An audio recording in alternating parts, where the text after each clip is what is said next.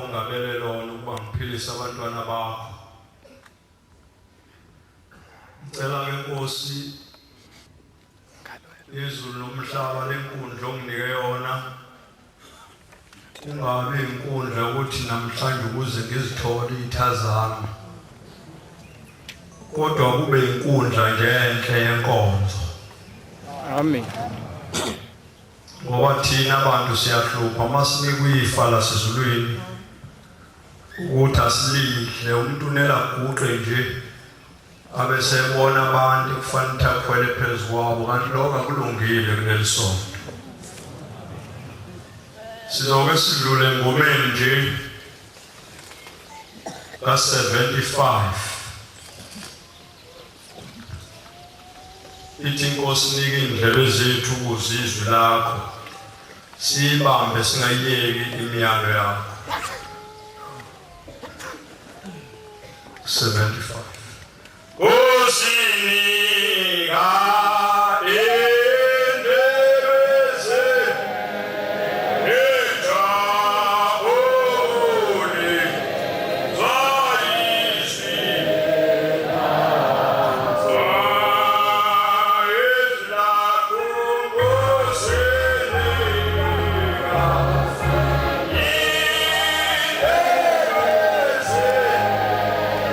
Amen.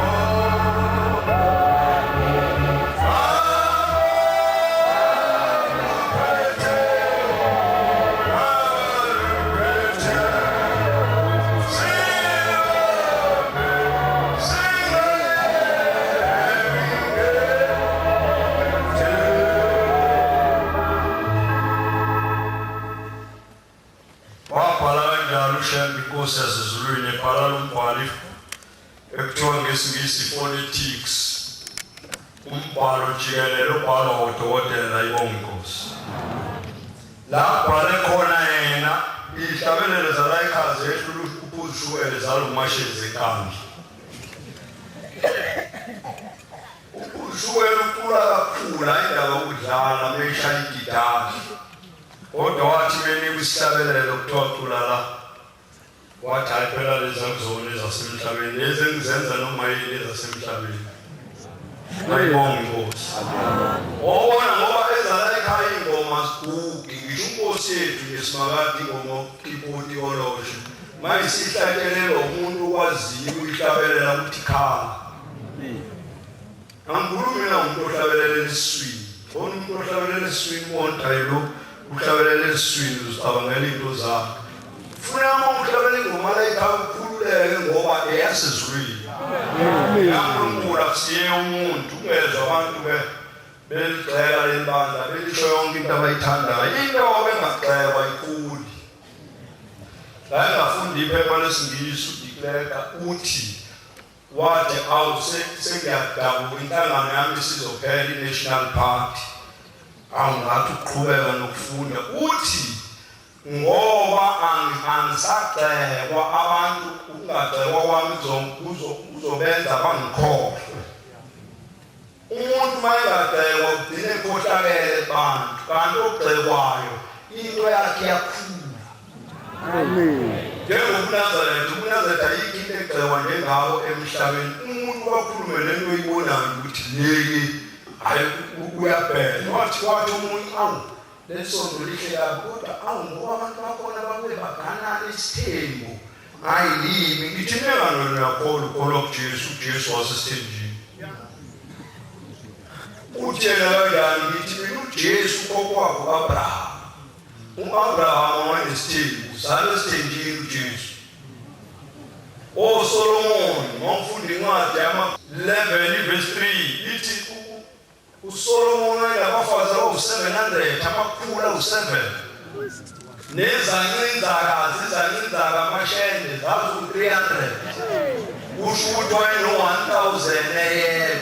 Ngibuza ukuthi-ke uShembe ubhalela wathi ayikho loo nto eBhayibhelini ngase ngithi ayifunde. Ifundeni nami. Ngithi mina ukhaliswa ithina esishanga 2 nje nga-3 nga-4 kube sekulungiswa uyakhala. Ukhona indoda yayino-1000. uShembe wabhala la 11 verse 3.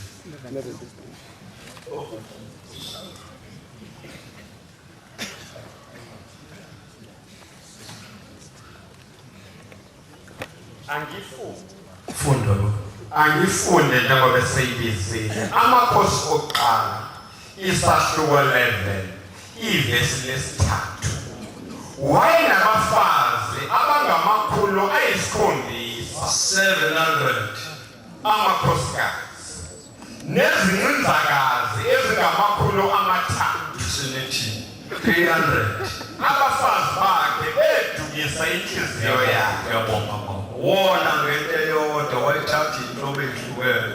Yabonje mawumzulu, mawuthatha umsuthu uyalidla ikati. Mawuthatha inzulu idla inkomo. Abesuthu umsebenzi bawenza ngegusha. Wezwe manje kuphambana amasiko kanti mawuthatha uhlobo lwakho inkinga yikho. Ayibonge Inkosi. Wabuza umuntu wathi insimbi ephakameni ayishawa ngani? Ngithi mina insimbi iyashawa la ekhaya kodwa ubabamkhulu wabizwa iy'nkonzo zama-missionaries zathi wena Shembe ngoba olwakho uhlelo luhamba ngenye indlela uzihambela ngenye yakho indlela hayi lethu kahulumeni sicela ungayishaya insimbi. Ungayishaya insimbi na? Bathi-ke uma wayishaya ngesukukhulumisa ngalokho ngesikhathi sokubandluluka. Hhayi-ke yakhiwe ilesonto ephakameni wayifaka insimbi yashaya bamkhulumisa ngalokho. Wayesebiza inkosi ilanga ulanga phuma sikodwa wayesethi mntanami ngoba isikhathi sobandlululo sibi. Into engizoyisho kuwena-ke ngifuna uyenze yinye ukuze sithole indawo zokusoka. Wena kanwa kakhulu ukuze wakhe isizwe sakaShembe ngoba thina abantu bakwaShembe sibancane. Uyothi lapho la kunamakhosikazi akho khona. Uyoba indawo yokusondela. Uyobatshala wonke umhlaba lapho kuthenge khona amaplazi. Thina nje ekhangela sigule esisontele ekhangela ukhona uMangema noma uMamyeni uMakalizwi uyindawo yenkosi yasePhakameni. Ukhona uNsuka ngihlale ngala ibakhele ngala oma ngala kusondela. Kodwa endaweni iplazi enamakhosikazi wonke umhlaba. Wayesithi baba ngenze njani-ke uma kumenyezwa isondo noma isikhathi sobandlululo singavumi. Wathi awukho umshumayeli athi isondweni kathathu. Kodwa ngoba kwakusho yena kumnandi.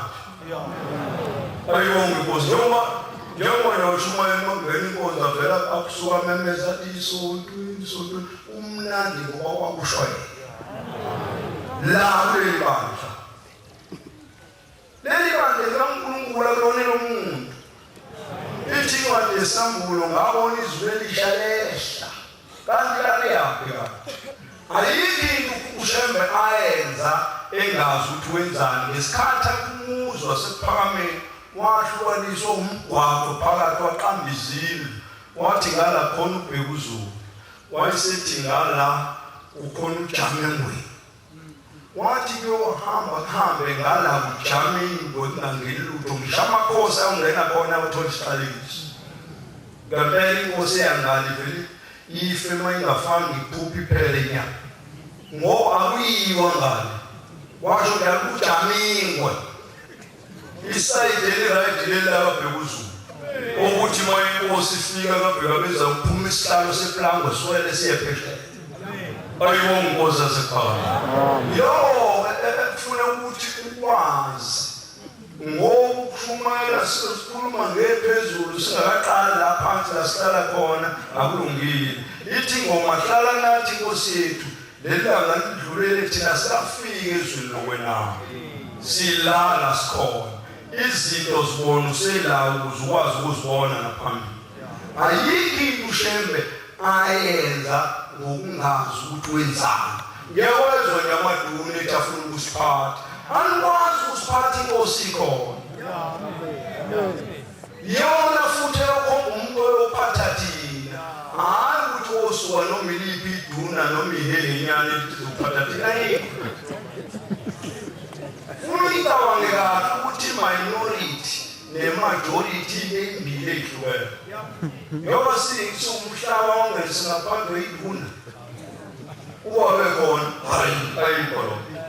Ifike inkosi yasezulwini kwamasha ngiyabonga amaholo wama.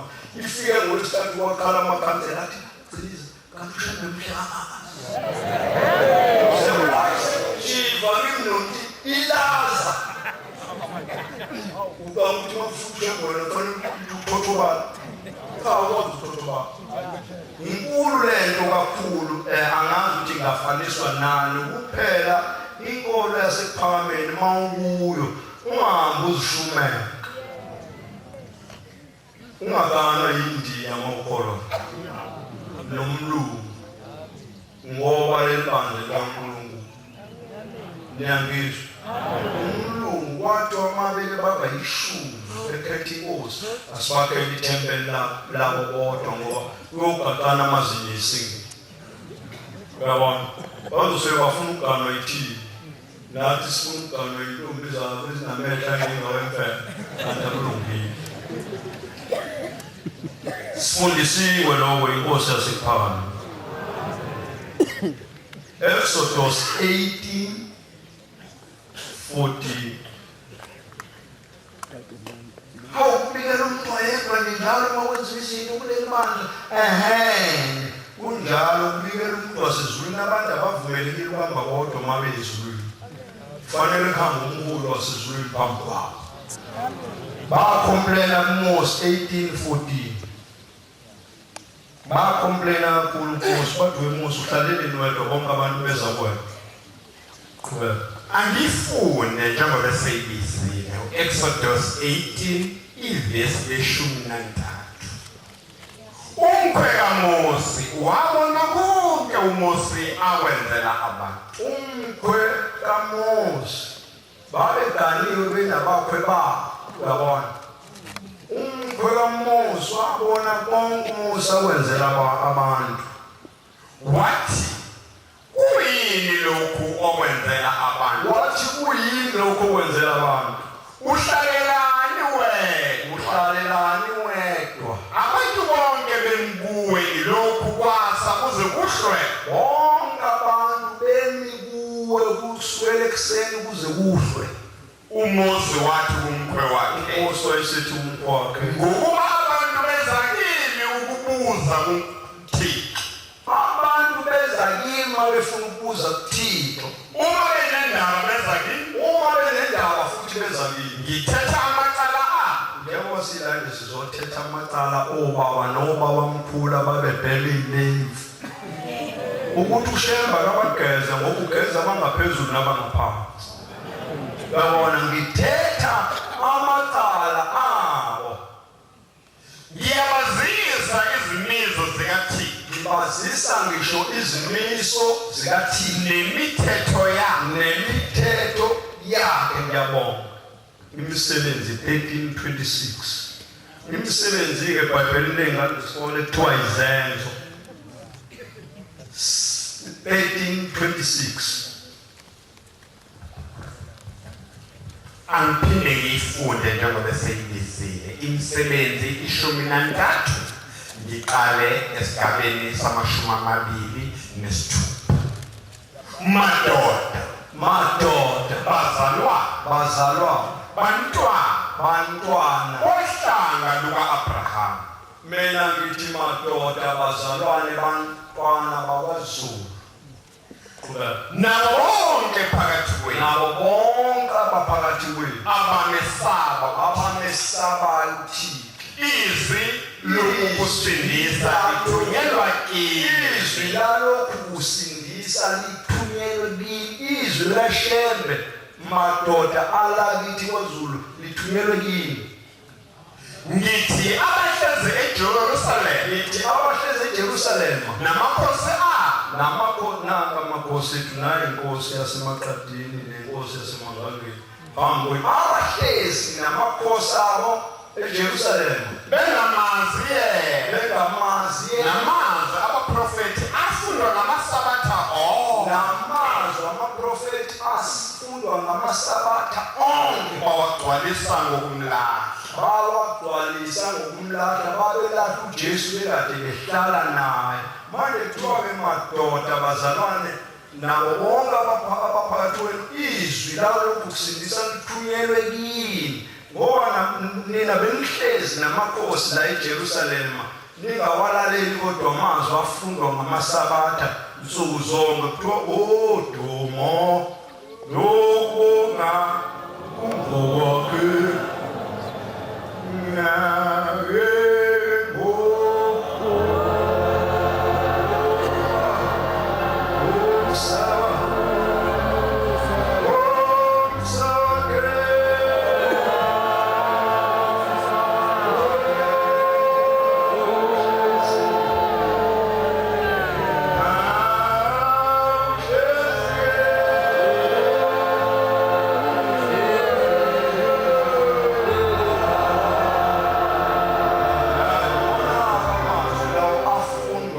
Sabatha njalo.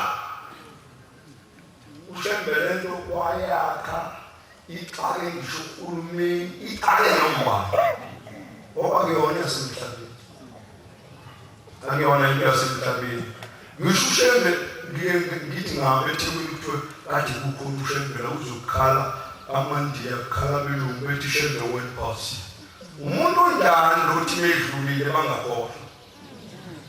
Ozikala zidluli ikhulu zomhlaba unganawo makudlulelwa sezulwini abakhohlwa. Wakhala umbheki eThekwini wathi ngibusise tata. Wathi ngibusise tata. Wagijima lifundile lelaphondo kumele uhlele ayibongo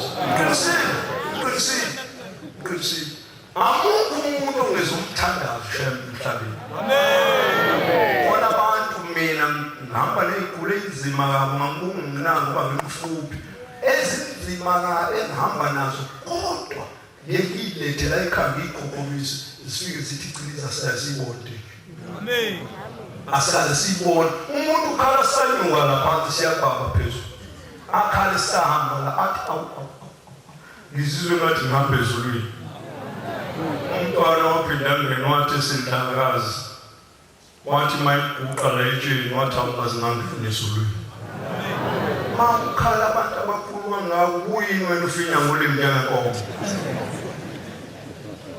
bahlupha kakhulu abantu ngokungazinaki izinto imisebenzi 17:26 le nkolo eyethu thina abantu abamnyama sayiphiwa uma sihlabelela belungu bayafisa ukuthi le nto bayithathe ile ngeyabo kodwa mangazi bazoyithatha njalo isizulu abasazi iyifa lethu esaliphiwa sidleni asikhohlwe ukulwa sodwa asidlifa Wani ngome kulo mfundisi umthetho uzangidabulisa athi kulungile azathi zikusi awuyithi nawo umfundisi umona zathi wangidabulisa kangaka athi kulungile sikhonza inkosi musana kudlala ngesikhathi inkosi khona ingakho ngithi ngeke cha amaduna siwalandela cha funda ba angiphinde ngiyifunde Imisebenzi 17:26 wazenza izinto zonke zivela ngegazi uNkulunkulu uhlakaniphe kakhulu wazenza zonke izizwe kodwa zavela ngegazi elilodwa ukuba zakhe emhlabeni wonke wamisa izikhathi ezinqunyiweyo nemikhawulo yokwakha kwazo ukuze zifune inkosi kube leso sizwe naleso sizwe sifune yasi inkosi zithi kathi simbe zingayizwa ziyiphuphutha kathi simbe zingayizwa lapho ziphumputhayo ziyifumanise kepha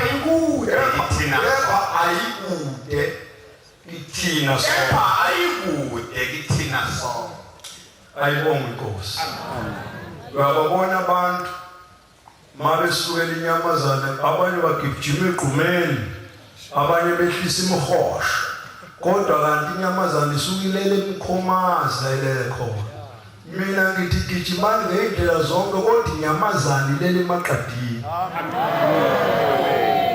ilele emaqadini inkosi yasemaqadini ekhotheme izikhunjulo elalilele khona ngoba yathatha lo mkhosi yakugona kodwa yayikhonjiwe iwuka likamahilelo langaphuma sasikhona ibhabhadiso ithi inkosi namhlanje ushushembe iwuka likamahilelo lithi namhlanje sesiyitholile inkosana yobuNazarete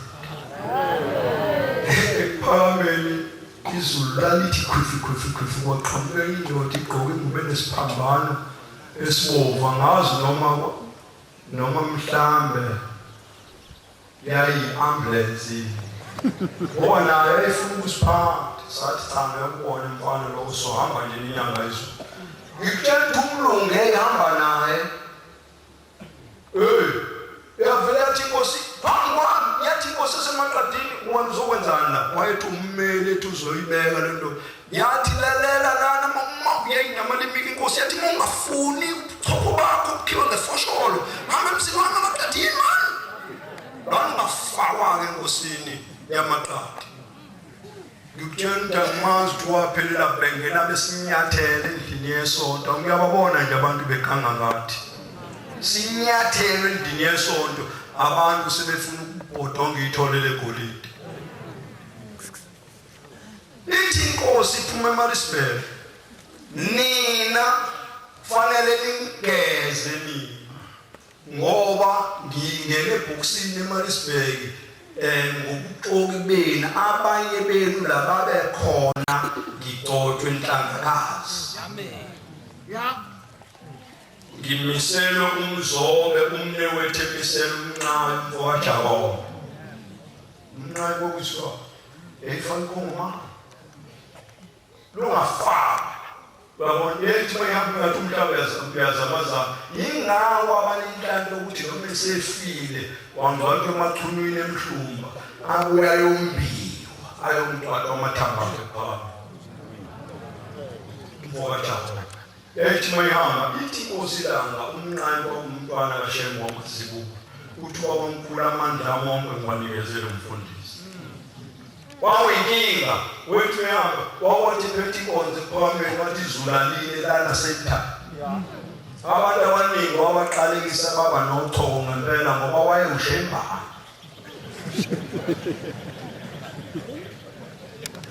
Manje masingezwe ikhuluma izinto nizophila kanjani?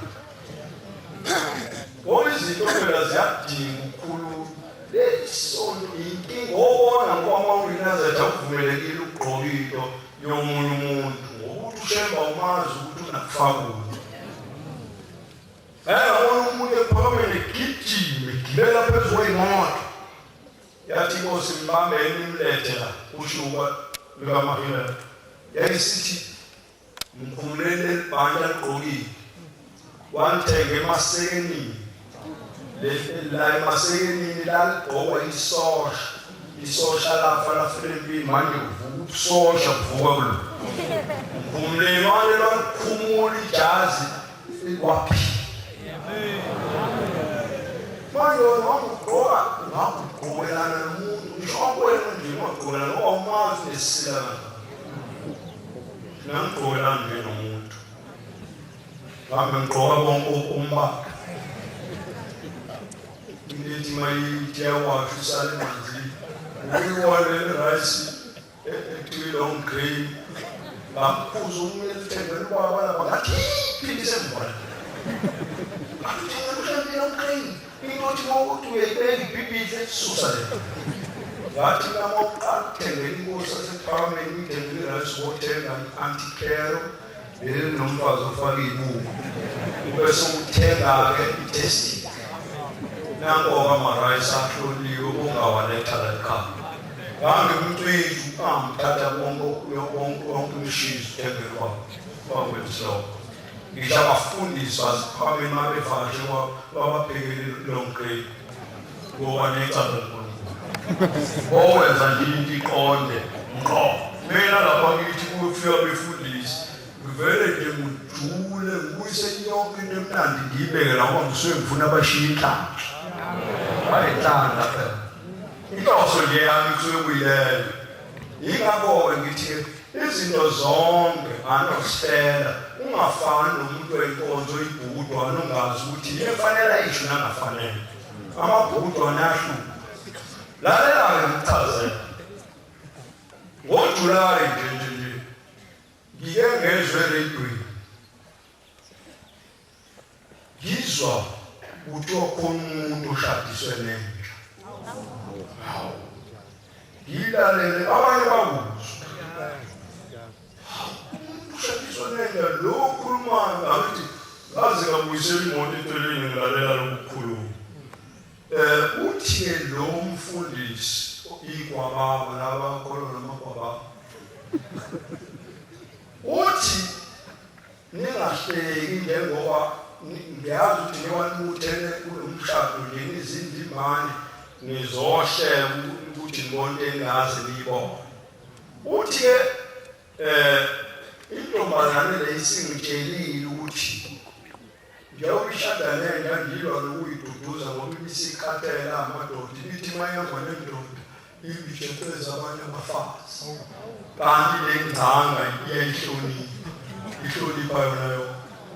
Ushadiswa umfundisi weyinkonzo ngoba efundiswe inkonzo abazi ngefa laphezulu.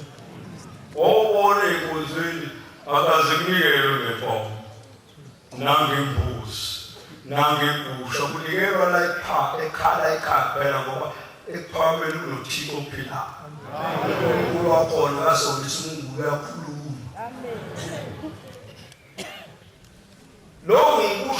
Manazetha yizwe lento ngethungisa indlela esimanga ukuthi umuntu ushadiswa nentsha. Lento-ke ayiqali omunye umfundisi wasemaromeni kwezwa omunye umlungu kuyena efelwe yile wathi ngicela ungizwalele nayinda yami. Wavele umfundisi hawu mina ngingcwalile wathi wathi ayihamba ufunela amasonto aphuphile la weZayoni la ngezansi. Wayesethi lo la ona khona bangangcwabela ngo-15,000 wanele wezwe lemali akujivu ukhuluma wathi hawu bungangitsheli ngathi ngiyakhi ikhatholika ukusondwa lokho usekushiya seyithali ukhuluma ngoba usezwe indaba yemali hayi indaba yemali iyazona izinto. Kodwa nabo abafundisi baleli sonto ngiqinisile ngeke bayingcwabile ngeke bamshadise umuntu nentsha ngoba bafundiswe ugama lini khona, bafundiswe inkosi yasezulwini khona. Abefundisi basephambili yilwane samhlophe ngiyekubone nje noma kufika emngcwabeni bezenze ngathi abalutho bayophukuza abahlali badedela befundiswe inkonzo bahlale ehlalweni phezu kwabo. Nohlala nabo bafundisi abo yibone kufanele bakhothamele nina ngoba bona balutho kini abayile futhi ehlathini bayibona. Ayibongo sesephamba. Amen. Yesu Zulu Zulu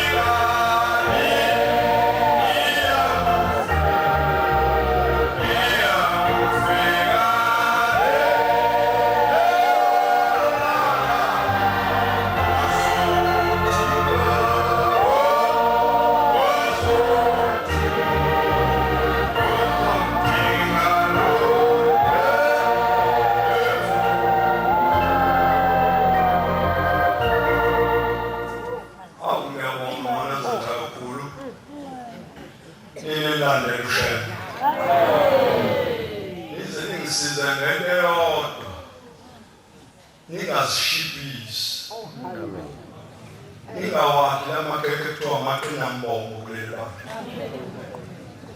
Ngafika omunye wadla ngabona uyafika ngathi hayi akakho amaqinambombo kuleli bantu.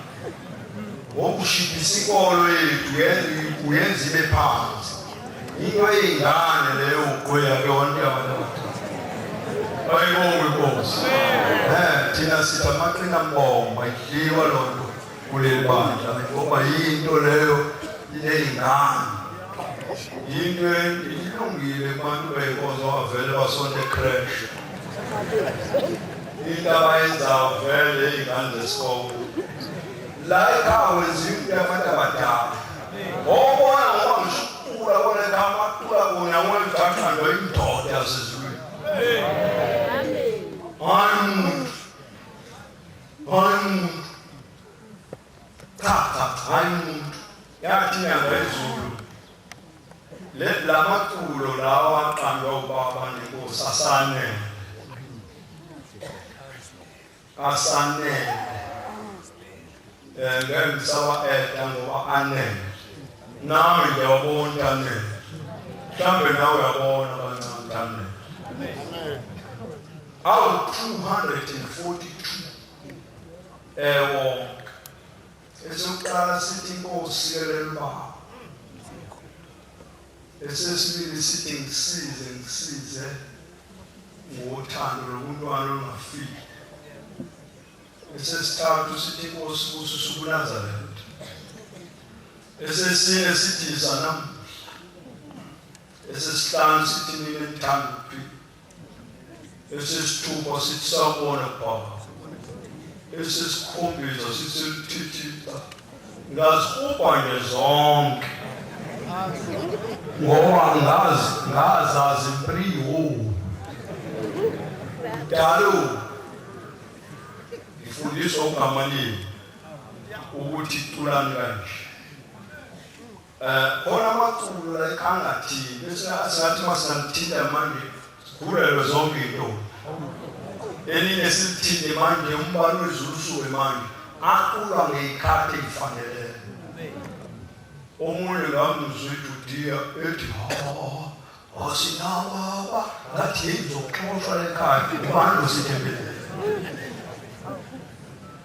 Ngathi abantu sithembele. Asiyababa bantu bani.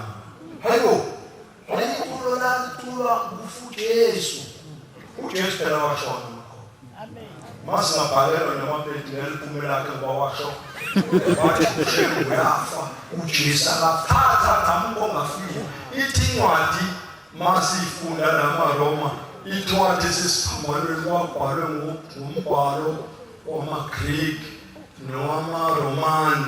Wamemezwa ngezwi elikhulu ngoba engakwazi ukukhuluma isiZulu wathi Eloi angazi noma yishangane Eloi Eloi lama sabakutani wamemeza ngezwi elikhulu wafa muko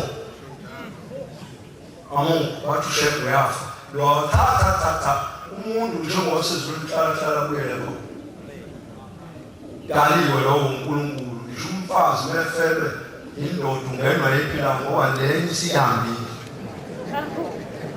finish la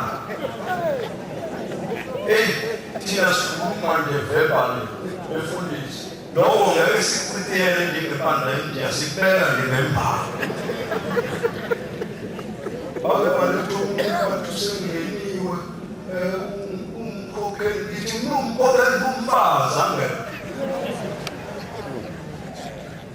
ayibongo mawuyisidom siyokuhlula izinto ubhekile ngoba uthatha incwadi uyibeke la uhlule ukubona amagama kufanele wathi amagama ukuze ukwazi ukuyibona incwadi kulunga-ke monjalo izinto eziningi uManazaretha kufanele sizazi ukuthi zenzeka kanjalo uShembe wasibeka kulayini ingakho kuleli banda ngisho indoda engaganiwe ilungile ungaba ngasuke notekiswe enakwazi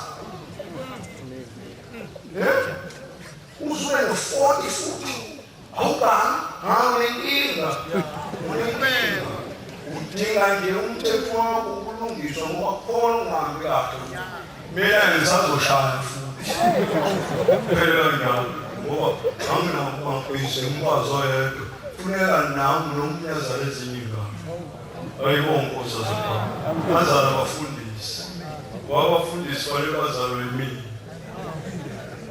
ngiyangizwa abefundisi fanele bazalwe yithina fanele thina futhi sizalele bona namajuda azalela wona uJesu nama-Israyeli azalela wona uMusa nathi uShembe sazalela thina wazalwa intombi kaMalindi uMalindi kaMthimkhulu hayi ngaphoxa omunye umuntu owahadela esakhe igceka lenkolo ngithi nawumtshela zithini iy'thakazelo zakho uthi thina phela somakhulukhulu ngithi qhubeka akasazi ngithi mina wazi kakhulu u-Abrahama ngithi mina iy'thakazelo zakini zithi umkhulu Thixo kodwa ungangabhungani ngoba uthi kaloku ukuthi ngithi mina phela obhungani bona bazala umprofeti Isaiah Shembe bazalwa yintombi kaMalindi kaMthimkhulu yingakho kuthiwa umkhulu Thixo ungangabhungani ngoba intombi yakwabhungani yazala indaba enkulu